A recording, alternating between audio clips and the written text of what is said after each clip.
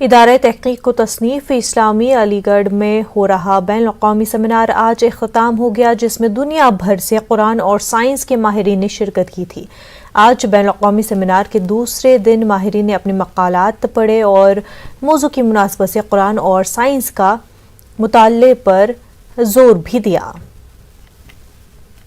بنیادی طور پر مسئلہ یہ ہے کہ سائنس اور قرآن کے درمیان جو قرب اور بعد کی اور مطابقت اور غیر مطابقت کے جو مسائل ہیں، اس پر بہت کم لوگ تیار ہو پا رہے ہیں، اور سائنس اور قرآن کے درمیان کتنا فاصلہ اور کتنا بعد ہے، اور ان دونوں کے درمیان ایک بہترین قسم کا ہم برج بنانے کی کوشش کر رہے ہیں۔ اور یہ سیمینار انشاءاللہ امید یہ ہے کہ آنے والی جنریشن کے لیے، اسکالرس کے لیے، علماء کے لیے اور اسکالرس کے لیے، دینی اور غیر دینی دونوں کے لیے ایک بہترین قسم کا پلیٹ فارم فراہم کرے گا۔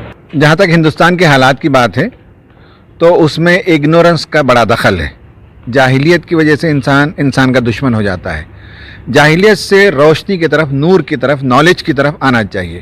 اور دنیا میں جتنے اسکرپچرز آئے ہیں، خواہ وہ اسلام کا اسکرپچر ہو یا دیگر مذاہب کے ماننے والوں کے اسکرپچرز ہو، وہ علم پر مبنی ہیں۔ ہو سکتا ہے کہ ان میں سے بہت سے وہ ایڈیشنز پرانے ہو گئے اور قرآن وہ لاسٹ ایڈیشن ہے۔ ان اسکرپچرز میں انسان کیسے بننا چاہیے وہ بتایا گیا۔ یہ جو دو اسکول آف تھاٹ بن گئے ہیں، ایک یہ کہ بھائی اسکرپچر، ہولی اسکرپچرز جتنے ہیں ان کا اور سائنس کا کوئی ریلیشن شپ نہیں ہے، اور دوسرا اسکول آف تھاٹ یہ ہے کہ سارا کچھ سائنس پرانے اسکرپچرز میں موجود ہے۔